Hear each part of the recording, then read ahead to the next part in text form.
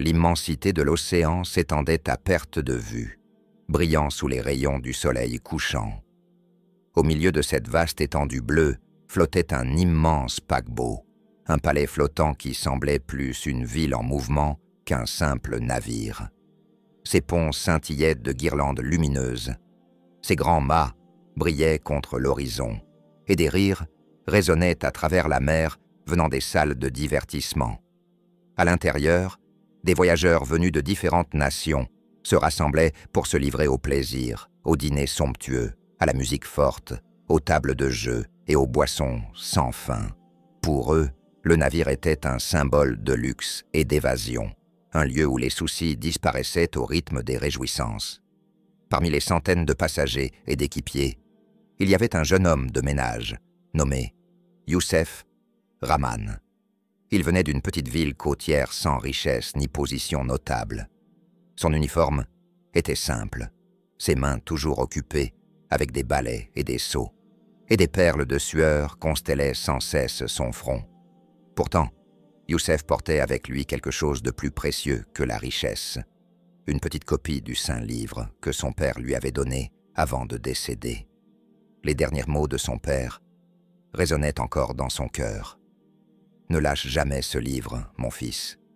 Il te protégera dans toutes les tempêtes de la vie, sur terre comme en mer. » Chaque soir, une fois ses tâches terminées, Youssef montait discrètement sur le pont supérieur où peu de gens se trouvaient. Là, dans un coin près de la rambarde, il s'asseyait en tailleur, ouvrait les pages usées de son mouchaf et récitait doucement. Le son de sa voix tremblante se mêlait au doux murmure des vagues. Ses yeux brillaient de sérénité alors qu'il traçait chaque verset, et parfois, il levait les yeux vers l'immensité de l'océan, murmurant « Comme je suis petit devant toi, ô Seigneur, et combien ton miséricorde est infinie. » Certains passagers remarquaient cette habitude. Quelques-uns admiraient son calme et étaient touchés par sa dévotion, bien qu'il ne disait rien. D'autres souriaient, secouant la tête, incapables de comprendre pourquoi quelqu'un choisirait les Écritures plutôt que les distractions d'un lieu conçu pour le plaisir. Pourtant, la persistance silencieuse de la récitation de Youssef laissait une impression, et bientôt, la rumeur du jeune homme de ménage avec le petit livre parvint aux oreilles du capitaine du navire. Le capitaine, Edward Grant, était bien connu pour sa compétence en navigation et sa discipline envers son équipage. Il savait lire les cartes avec précision et commandait les tempêtes avec assurance. Mais derrière son leadership tranchant se cachait un défaut dangereux, l'arrogance. Pour lui, la mer n'était pas le domaine de Dieu, mais son propre territoire. Les moteurs modernes, le radar avancé et ses années d'expérience lui donnaient l'impression que rien ne pourrait jamais surpasser son contrôle. Un après-midi, alors que le ciel flambait de nuances orangées, le capitaine Edward marchait sur le pont supérieur. La brise marine caressait son visage et, pendant un instant, l'horizon semblait paisible. Mais dans un coin tranquille, il aperçut Youssef, avec son mouchaf. Plutôt que de l'admirer, un sourire moqueur se dessina sur ses lèvres. Les bruits de ses lourdes bottes résonnèrent alors qu'il s'approchait, sa voix forte et tranchante. « Alors, homme de ménage, à quoi servira ce petit livre ici? Va-t-il rendre ce navire plus rapide ou plus fort contre les vagues ?» Youssef referma doucement le mouchaf, le tenant entre ses deux mains, comme s'il était plus précieux que de l'or. Il baissa respectueusement la tête devant le capitaine, et sa voix, bien que douce, restait ferme. « Monsieur, ce n'est pas un livre ordinaire, c'est la parole de Dieu. Il apporte la paix au cœur, la direction à l'âme et la protection à celui qui s'y accroche. » Des passagers tout proches tournèrent la tête vers l'échange. La musique du salon semblait s'estomper, tandis qu'un silence s'étendait sur le pont. La réponse calme du jeune homme de ménage portait un poids qui déstabilisa ceux qui l'entendirent. Mais le capitaine Edward éclata de rire, son rire tonitruant résonnant comme un coup de tonnerre à travers le navire. « La parole de Dieu, dis-tu. Tu crois que tes versets vont apprivoiser l'océan. Tu imagines que la tempête se soumettra si tu récites ces fragiles pages? Les mains de Youssef tremblaient légèrement, mais sa voix restait humble. Monsieur, je crois que toute la création, le vent, les vagues, même ce puissant navire, appartient à Dieu et obéit à son commandement. Nous ne sommes que des voyageurs sous sa volonté. La simplicité de ces mots transperça le cœur de plusieurs passagers. Certains baissèrent les yeux, honteux, tandis que d'autres murmuraient entre eux. Mais l'orgueil d'Edward ne lui permettait pas d'accepter l'humilité d'un simple membre d'équipage. Son visage se durcit, sa mâchoire se contracta, et il s'avança, dominant Youssef. D'un geste rapide, il arracha le mouchaf des mains de Youssef. Des halètements s'élevèrent autour d'eux. Le visage de Youssef pâlit, ses mains tremblant alors qu'il suppliait « Monsieur, s'il vous plaît, ne faites pas cela. C'est sacré, c'est la parole de Dieu. » Sa voix se brisa de désespoir. Mais Edward leva le livre bien haut, se tournant vers la foule qui observait. Son sourire n'était pas un sourire de joie, mais un sourire de défi, un défi adressé à tous les présents, et même aux cieux eux-mêmes. « Si ce livre est vraiment puissant, » cria-t-il, sa voix portée par la brise marine, alors que la mer elle-même le protège. Un silence soudain tomba sur le pont. Même le vent sembla marquer une pause, comme s'il retenait son souffle. Tous les regards se fixèrent sur le petit mouchaf que tenait Edward. Certains passagers joigniraient leurs mains nerveusement. D'autres murmuraient des prières à voix basse. Les yeux de Youssef se remplirent de larmes. Il ne pouvait que murmurer « Ô Seigneur, protège ta parole !» Sans hésiter, Edward lança le mouchaf dans la mer ouverte. Le temps sembla ralentir. Le livre tourbillonna dans les airs avant de disparaître dans les eaux assombries avec un léger éclat. Un cri collectif s'éleva de la foule, certains dans l'horreur, d'autres dans l'incrédulité. Youssef chancela en avant, tendant ses mains tremblantes, bien qu'il sache que cela ne servirait à rien. Ses lèvres tremblaient alors qu'il sanglotait. « Ô Allah, protège ta parole !» Une femme serra son enfant contre elle, murmurant « Il est allé trop loin !» Un autre passager secoua la tête, murmurant « C'est une insulte. Nous allons tous souffrir à cause de son arrogance. » Au début, rien ne se passa. Le navire tanguait doucement. La mer calme. Edward souriait, croisant les bras comme s'il avait remporté une victoire. Mais en quelques instants, d'étranges signes commencèrent à se manifester. Le vent, d'abord doux, commença à se lever. Les drapeaux claquaient violemment. Les verres sur les tables cliquetaient et tombaient. Le ciel, peint de couleurs du coucher du soleil, s'assombrissait rapidement, tandis que des nuages gris se rassemblaient. L'atmosphère festive du navire se transforma en une sensation de crainte.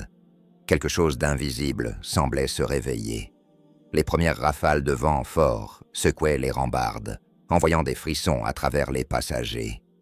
Les rideaux du pont supérieur se déchiraient violemment, et un plateau de verre vide glissa sur le sol avant de se briser en morceaux. Les enfants hurlaient, s'accrochant à leurs parents, tandis que la mer, autrefois calme, commençait à onduler avec une force inhabituelle. Le capitaine Edward se redressa, forçant un rire vide qui ne masquait guère son malaise. « Regardez-vous tous, paniquant à cause d'une simple brise. C'est l'océan. Il aime jouer des tours. » Cependant, sa voix se brisa, trahissant la peur qui s'insinuait dans sa poitrine. Youssef, trempé par la soudaine éclaboussure d'eau salée, leva les mains vers le ciel. Ses lèvres tremblaient alors qu'il murmurait des prières. « Ô miséricordieux, pardonne-nous. Ne punis pas les innocents pour l'arrogance de l'un. Protège ce navire, protège ses âmes. » Sa tranquillité, au milieu du chaos, attira les regards. Certains passagers s'accrochaient à la rambarde, murmurant les mêmes mots après lui, tandis que d'autres sanglotaient ouvertement. La tempête s'intensifia rapidement. Le ciel, il y a à peine quelques minutes peint en orange par le coucher du soleil, devint, maintenant, d'un gras suffocant.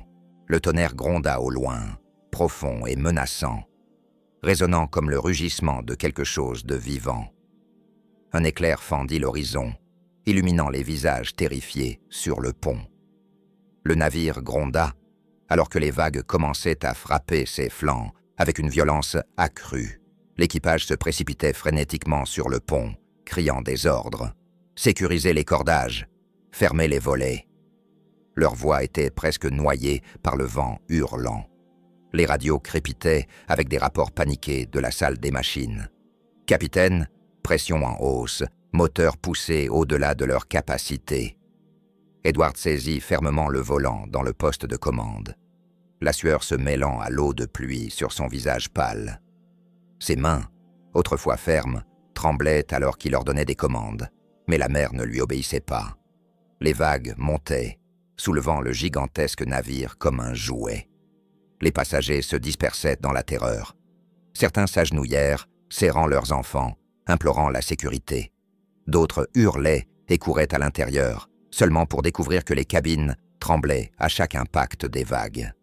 Le bruit du mobilier brisé et du verre éclaté emplissait les couloirs. Sur le pont, une jeune femme s'éteignait en trébuchant vers Youssef, les larmes coulant sur son visage. « S'il vous plaît, apprenez-moi à prier comme vous », pleura-t-elle. Youssef posa une main tremblante sur son épaule. Sa voix était faible, mais résolue. « Dites, pardonne-moi au Seigneur, appelez-le avec sincérité, demandez sa miséricorde. » Elle répéta ces mots, entre des sanglots. Et bientôt d'autres autour d'eux commencèrent à l'imiter. Les cris chaotiques se transformèrent en appels à la rédemption. Le nom de Dieu s'éleva au-dessus du rugissement de la tempête, fragile mais déterminé. Mais la fureur de la mer ne cessait de croître. Le navire s'inclina dangereusement, projetant les passagers contre les murs. Des vagues aussi hautes que des immeubles se fracassèrent contre ses flancs. Un éclair frappa le mât, envoyant des éclats d'étincelles dans l'air. Le pont devint glissant sous l'eau salée, alors que les membres de l'équipage luttaient pour tenir leur position. Un vieux pêcheur, parmi les passagers, son visage marqué par les années en mer, s'agrippa à la rambarde de ses mains blanches. Sa voix tremblait lorsqu'il cria « Ce n'est pas une tempête ordinaire. J'ai navigué pendant 70 ans et je n'ai jamais vu de vagues comme celle-ci. C'est un avertissement des cieux. » Tous les regards se tournèrent à nouveau vers Youssef, qui restait ferme dans sa prière, alors que le navire gémit sous la colère de la nature. La tempête faisait rage avec une violence inouïe, comme si la mer elle-même s'était réveillée dans une fureur divine. Les vagues gigantesques se dressaient comme des montagnes sombres, s'écrasant contre le corps en acier du navire avec une force dévastatrice. Chaque impact envoyait des tremblements à travers le navire, secouant chaque poutre, chaque boulon. Les passagers se cramponnaient désespérément à tout ce qu'ils pouvaient saisir. Piliers, rambardes, même les uns aux autres, tandis que le pont s'inclinait à des angles périlleux. À l'intérieur des cabines, le mobilier se renversait, le verre se brisait, et les effets personnels glissaient sur le sol comme des jouets. Les couloirs se remplissaient de cris paniqués.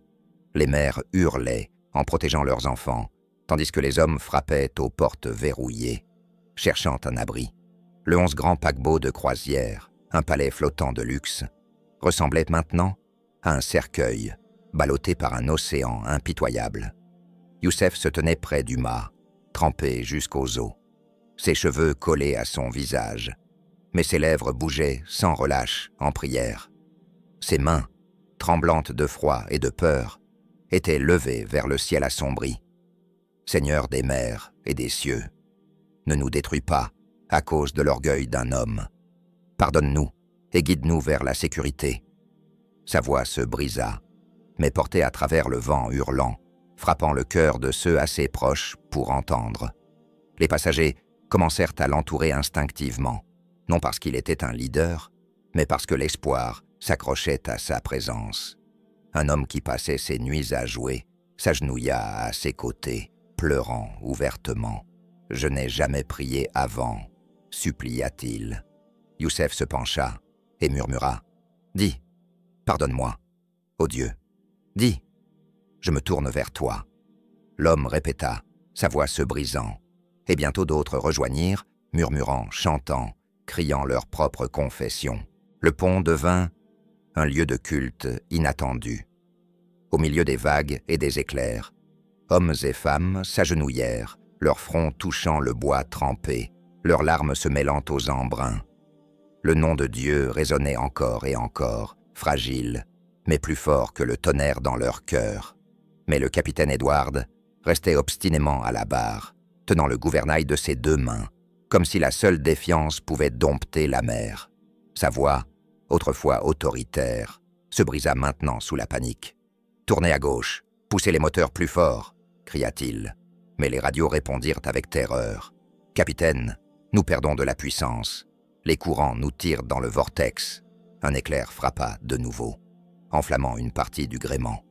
Les flammes crépitaient, tandis que la pluie tentait de les éteindre, mais des étincelles pleuvaient sur le pont. Ajoutant au chaos, les membres d'équipage se précipitaient avec des sauts, leurs visages pâles, leurs corps tremblants d'épuisement. Un cri perça la tempête. Un enfant avait glissé des bras de sa mère, se dirigeant dangereusement vers la rambarde. Dans un flou, un des marins se jeta et le rattrapa juste à temps, le ramenant en sécurité. La mère s'effondra dans une gratitude accablée, pleurant de façon incontrôlable. Le vieux pêcheur se serra la poitrine, hurlant par-dessus le rugissement. Ce navire ne peut survivre sans la miséricorde divine. Repentez-vous, tous. Sa voix, bien que fragile, frappa profondément. Même certains de ceux qui avaient raillé Youssef plus tôt tremblaient de culpabilité et de terreur. Mais la mer continuait de rugir, implacable. La tempête ne montrait aucun signe de pitié. Le navire gémit comme une bête blessée, tandis que la tempête se intensifiait. Des vagues, aussi hautes que des tours, frappaient ses flancs, chaque coup menaçant de déchirer le vaisseau. Le vent hurlait, avec un son si féroce qu'il semblait vivant, criant à travers les gréements brisés comme 1000 voix torturées. Des éclairs déchiraient le ciel, et chaque éclair révélait des visages pâles, figés par la terreur. Les passagers s'agglutinaient les uns contre les autres, beaucoup pleurant, d'autres murmurant des prières dans des langues venues de partout dans le monde. Certains serraient leurs enfants si fort que cela laissait des marques sur leur peau.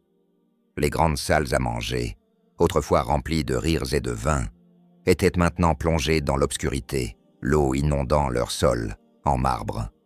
Les chaises et les tables flottaient comme des débris dans un monde dévasté. Youssef restait debout près du mât, son corps se balançant avec les mouvements violents du navire. L'épuisement était gravé sur son visage, mais ses yeux portaient l'éclat d'une foi indomptable. Sa voix s'éleva au-dessus du chaos, éraillée, mais claire. « Repentez-vous, demandez pardon. Seul Dieu peut nous sauver maintenant. » De plus en plus de passagers se rapprochèrent de lui, attirés par sa voix calme. Une jeune femme saisit sa manche. « Va-t-il nous pardonner après tout ce que nous avons fait ?» pleura-t-elle. Youssef croisa son regard avec une conviction tremblante. « Il est le plus miséricordieux. Tant qu'il reste de l'air dans vos poumons, tournez-vous vers lui. Il n'est jamais trop tard. » Des larmes coulaient sur le visage de la femme alors qu'elle répétait « Pardonne-moi, ô Seigneur !» encore et encore. D'autres autour d'elle se joignirent à elle, leur voix montant en un chœur qui se mêlait à la tempête. Certains s'agenouillèrent, sanglotant leur péché. Un joueur avoua tout haut. Un ivrogne cria pour obtenir miséricorde. Un voleur se saisit de sa poitrine, suppliant d'être pardonné. L'air était rempli de repentance pure. Pourtant, dans la salle des machines, l'orgueil du capitaine Edward s'accrochait désespérément à son contrôle. Ses jointures devinrent blanches à force de saisir le gouvernail. La pluie frappait son visage et la sueur coulait de son front. Ses yeux se balançaient entre la mer agitée et les instruments inutiles, affichant des avertissements rouges. La panique avait remplacé la confiance, mais l'arrogance enchaînait encore son cœur. « Je commande ce navire », rugit-il, bien que sa voix se brisât comme du bois qui craque. « Je ne me soumettrai pas à des superstitions. » Soudain, un craquement assourdissant déchira la nuit, alors qu'un éclair frappait à nouveau le mât principal. Les flammes jaillirent avant d'être étouffées par des torrents de pluie. Le navire fit un violent sursaut, et une section de la rambarde se détacha, plongeant dans la mer. Des cris retentirent, tandis que les passagers trébuchait. Un homme faillit être emporté par les vagues, sauvé seulement lorsqu'un autre saisit son bras au dernier moment. Le vieux pêcheur hurla de nouveau, sa voix portée par le désespoir. Cette tempête n'est pas un accident. C'est un signe, un avertissement. Prosternez-vous devant Dieu avant qu'il ne soit trop tard. Ces paroles perçaient la folie, atteignant même le cœur endurci du capitaine. Pour la première fois, un doute traversa les yeux d'Edward. Ses mains tremblaient sur le gouvernail, ses lèvres bougeaient, mais aucun ordre ne sortit. L'océan rugit plus fort que son orgueil. La tempête ne montrait aucune pitié. Le navire tanguait violemment, projetant les passagers contre les murs et éparpillant les débris sur le pont. Chaque coup de vague résonnait comme le fracas d'un marteau sur du verre fragile, menaçant de briser le navire en 1000 morceaux. Le paquebot, autrefois majestueux, ressemblait désormais davantage à un jouet brisé dans les mains d'un enfant en colère. Le capitaine Edward s'accrochait à la barre, son visage d'une pâleur spectrale. Sa poitrine se soulevait et retombait dans des respirations haletantes, alors que la réalité s'enfonçait en lui. Son expérience, ses instruments, son équipage, rien de tout cela ne comptait face à la puissance de l'océan. L'arrogance qui remplissait autrefois ses yeux se battait désormais contre une terreur grandissante. Ses lèvres tremblaient, comme si les mots luttaient pour sortir, mais tout ce qui en sortait était un chuchotement rauque, noyé par la tempête. Youssef, trempé et frissonnant, poursuivait ses prières au centre du pont.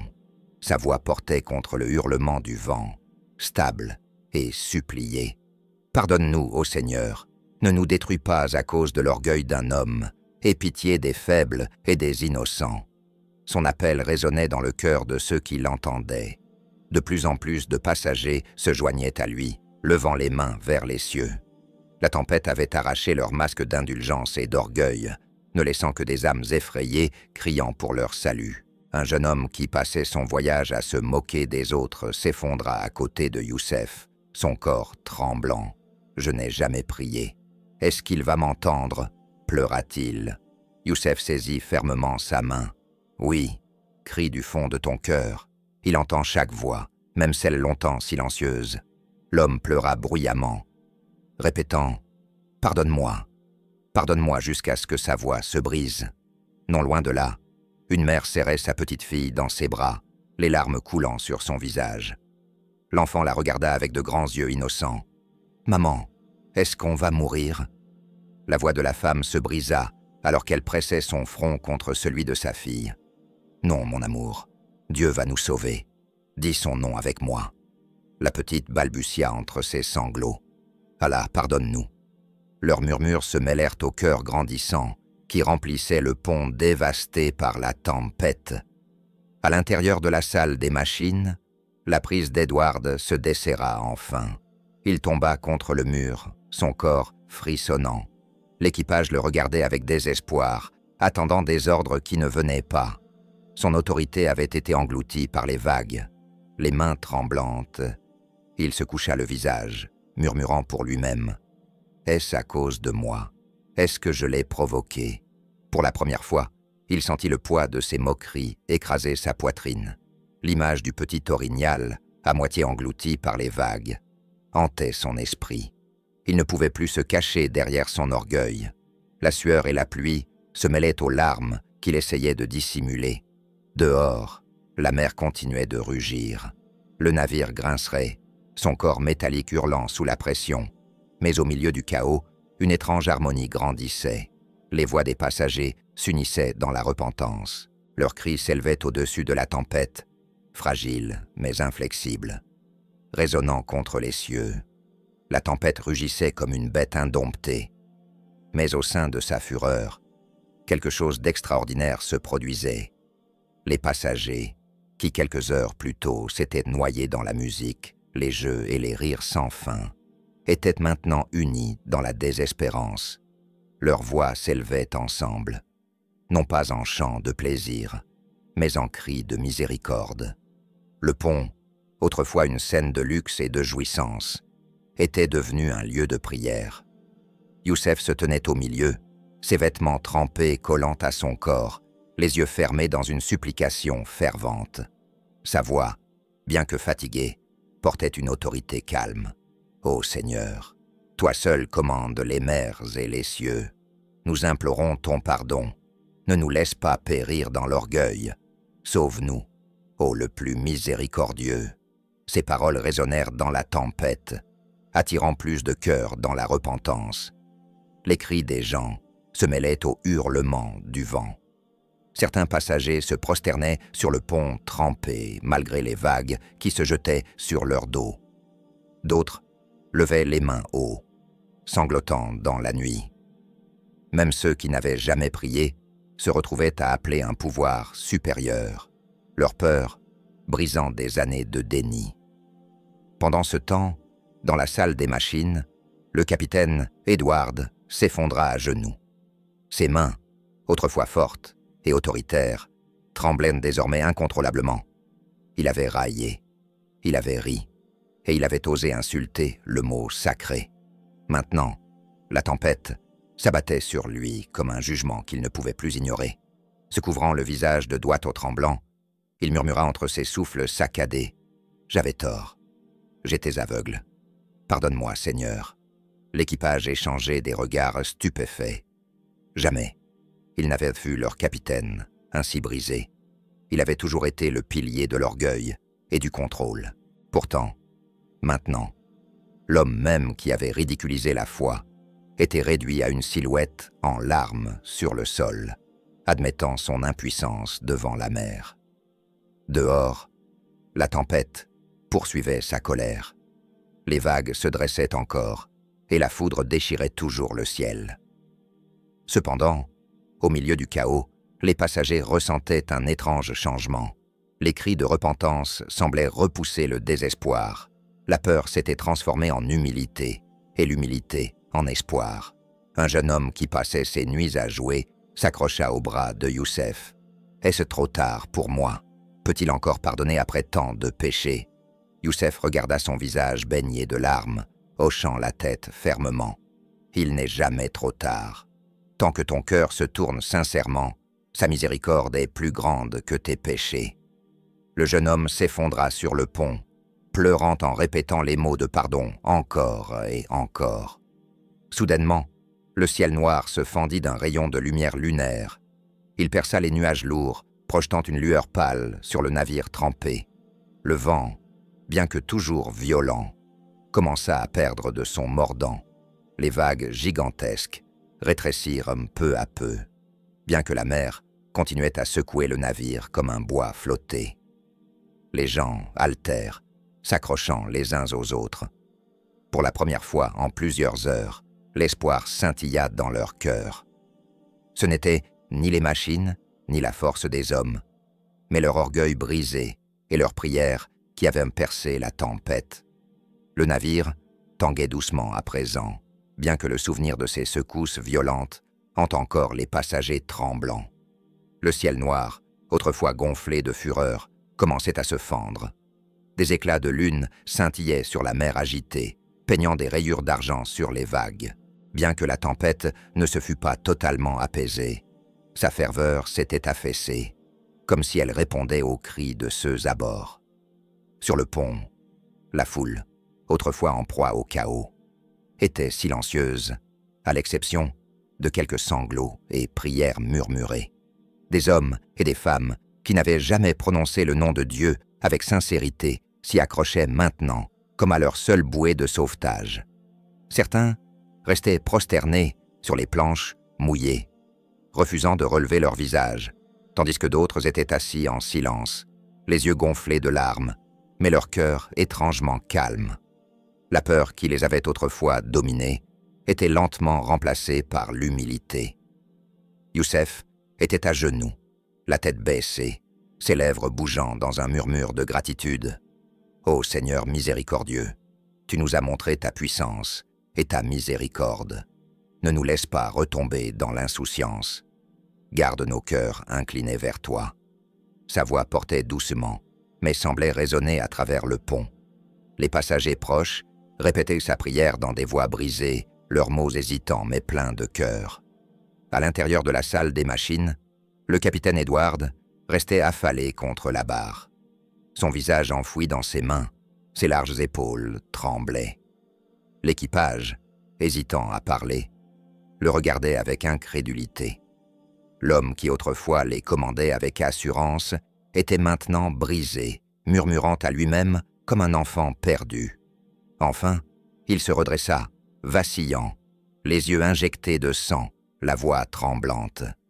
Il rassembla les maigres forces qui lui restaient et sortit maladroitement sur le pont. Les passagers se tournèrent instinctivement vers lui, leurs visages remplis d'attente et de peur. Les lèvres d'Edward tremblaient alors qu'il les regardait, puis se tourna vers Youssef, qui était toujours agenouillé en prière. Des larmes roulaient librement sur ses joues, marquées par les intempéries. « J'avais tort », murmura-t-il, la voix tremblante. « Tout ceci, mon arrogance, mes moqueries, c'est moi qui nous ai amenés ici. » Ses mots se brisèrent alors qu'il essayait de continuer. Les passagers, silencieux et les yeux écarquillés, l'écoutaient attentivement.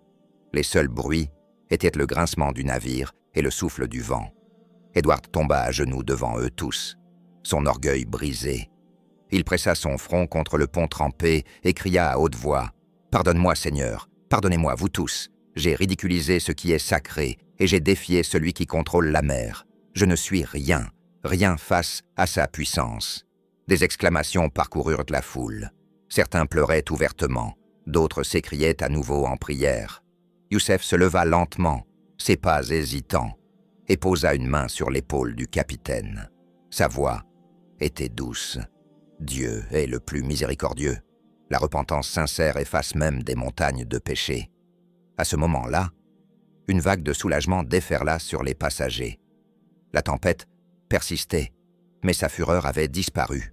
C'était comme si le ciel lui-même avait accepté leurs cris brisés et choisi de les épargner. L'océan, bien que toujours agité, s'était calmé au point que le navire ne semblait plus être sur le point d'être déchiqueté. Le vent passa d'un hurlement à un soupir fatigué, et les nuages se séparèrent davantage, laissant la lumière de la lune déverser davantage de rayons sur le navire meurtri. Les passagers, trempés et épuisés, s'accrochaient les uns aux autres, leurs yeux rouges, mais leur cœur plus léger. Un silence s'installa sur le pont, brisé seulement par le doux clapotis des vagues et les sanglots occasionnels de ceux encore tremblants de peur. Le capitaine Edward restait agenouillé au centre, son corps courbé et son visage pressé contre le bois mouillé.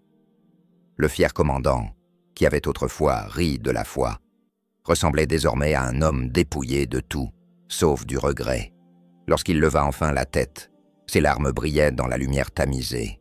Il se tourna vers la foule, sa voix assez claire pour se faire entendre sur le pont. « J'ai moqué la parole de Dieu. J'ai insulté ce qui est sacré, » avoua-t-il, sa voix se brisant. « À cause de moi, vous tous avez failli périr. Je pensais que ma connaissance, mon expérience, mes machines me rendaient puissant.